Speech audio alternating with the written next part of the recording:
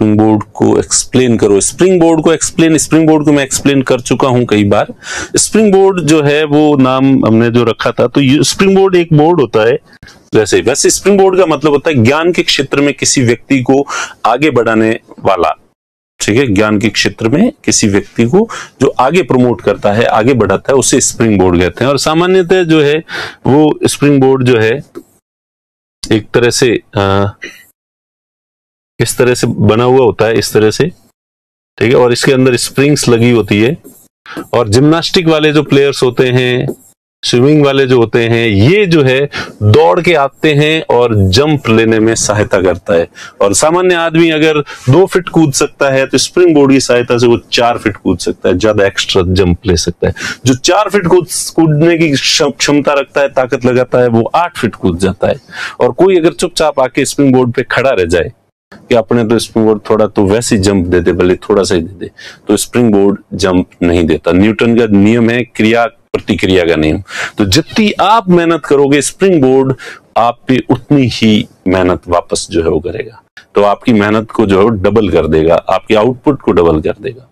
इसके लिए मेहनत तो आपको करनी होती है, आपको खूब आंसर्स लिखने होते हैं। और अब भी जो स्टूडेंट सेलेक्ट हुए हैं उनमें ज्यादातर वो बच्चे थे जो खूब आंसर लिखते थे, आंसर चेक करवाते थे हम सब टीचर्स से, हर सब्जेक्ट के अलग अलग, और जो भी कमी रहती है वो उससे दूर करवाते थे। तो कल मैंने शायद आप क्लास में बताया भी था कि राइटिंग स्किल का बहुत महत्व है, लिखना। क्योंकि आपको कितना नॉलेज है आप खुद टीचर के सामने नहीं जाएंगे और वहां एक्सप्लेन नहीं करेंगे जाके।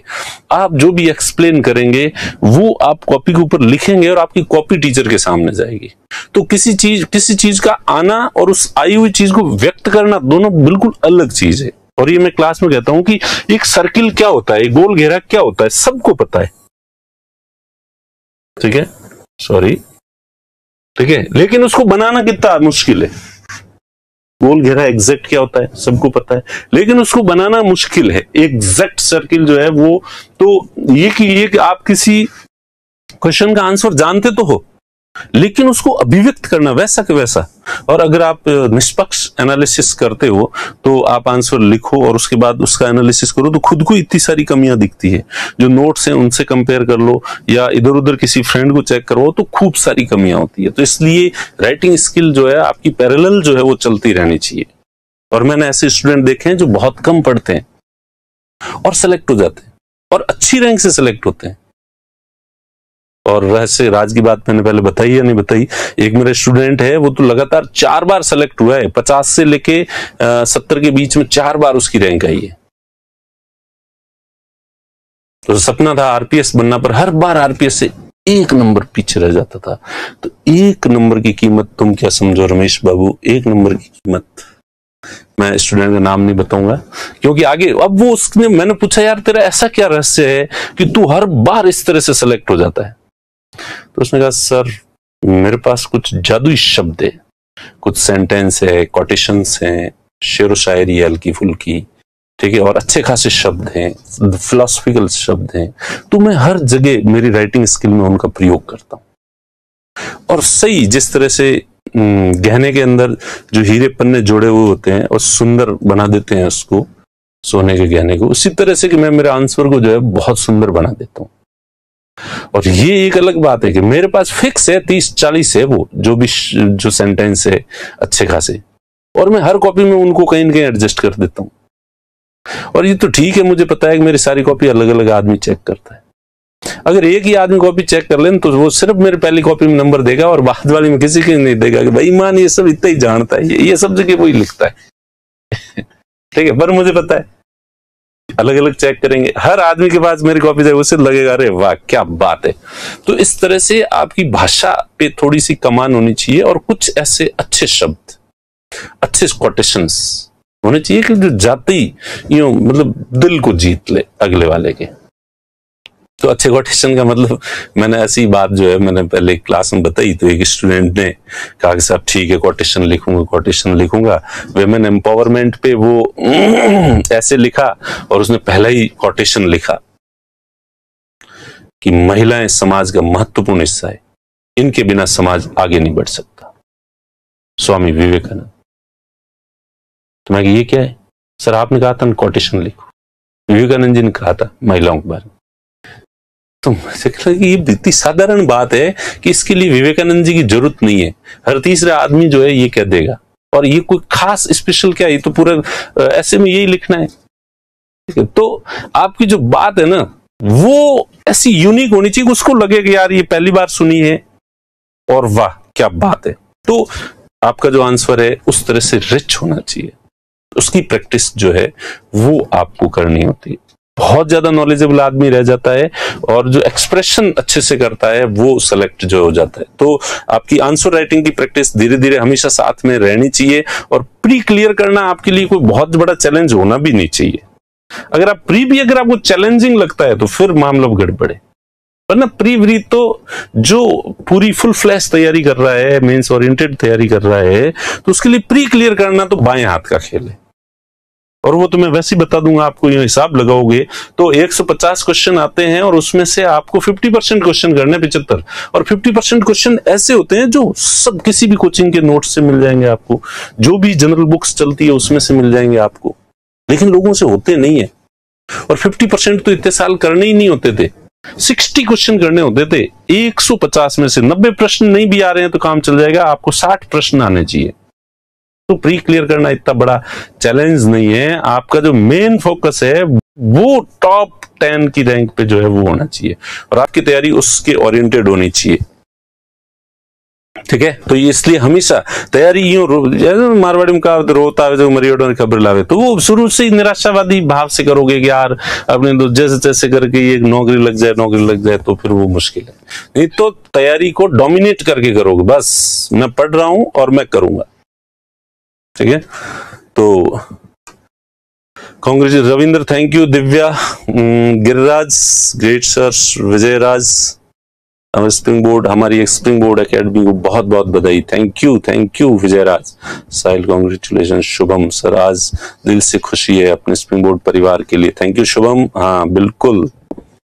तो Kiran, congratulation to our Springboard academy. Thank you किरण।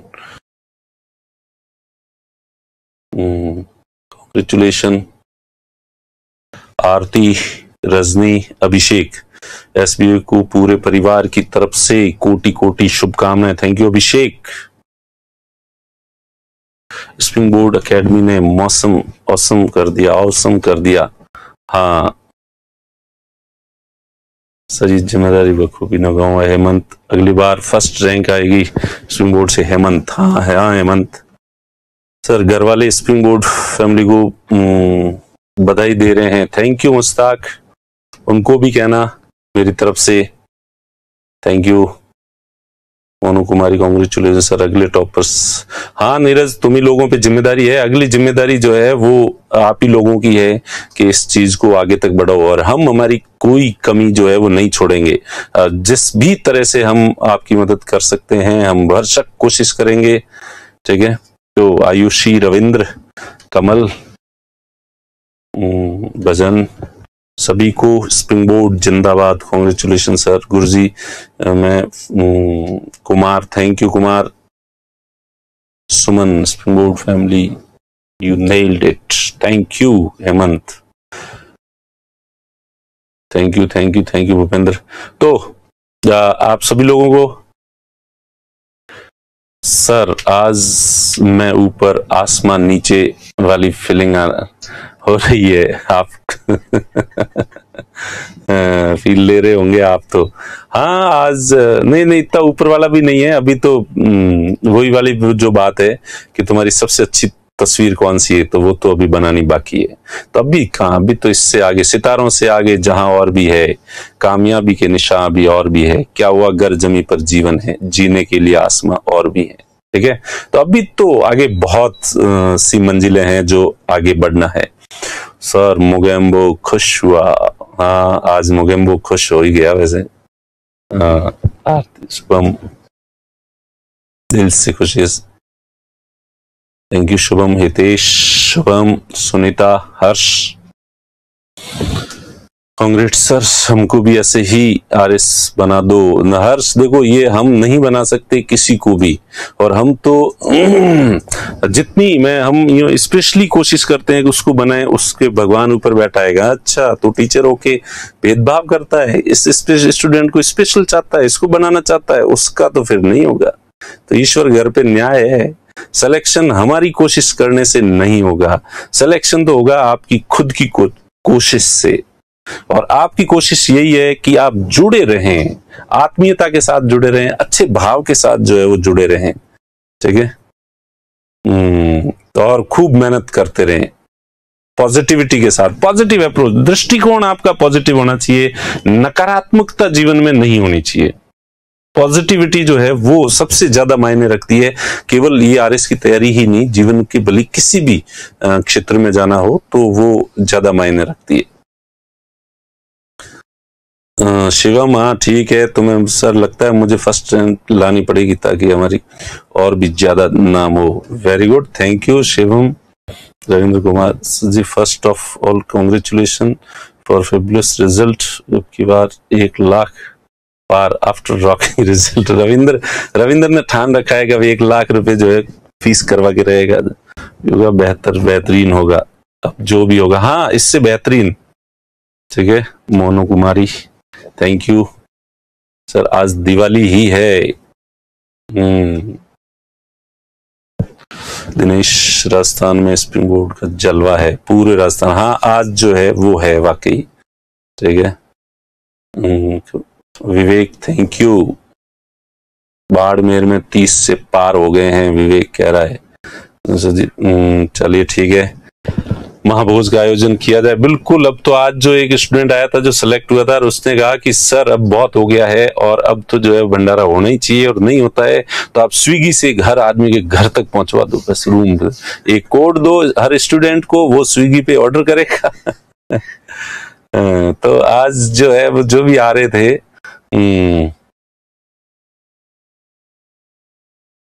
भजन कह रहा है आज सुल्तान पूरा खुश नहीं है, अभी 10 में से 10 की 10 रैंक होगी, उस दिन पूरी खुशी होगी। ये तो है ही है भजन, उद्देश्य टारगेट तो यही है, ठीक है। वर्षा डिग्या डूंगर लांगिया वारे शीश पालवा, क्या बात है, ठीक है। चलिए ठीक है, तो आप सभी को जो है वो कर दिया, और आज जो है वो थोड़ा पढ़ाने की वो अंदर से वो आ रही है, थोड़ी खुशी की फीलिंग ज्यादा आ रही है, तो इसलिए आज आप जो है वो जिम्मा लो और खुद जो है वो पढ़ो। बाकी सब लोगों के कमेंट में अब पढ़ लूंगा, बाकी सभी लोग जो है थोड़े यूं बोर होंगे अब बिते, तो इसलिए ठीक है। तो ओके, देखें मिलते हैं कल जो है वो क्लास के बाद, ठीक है। Okay, thank you.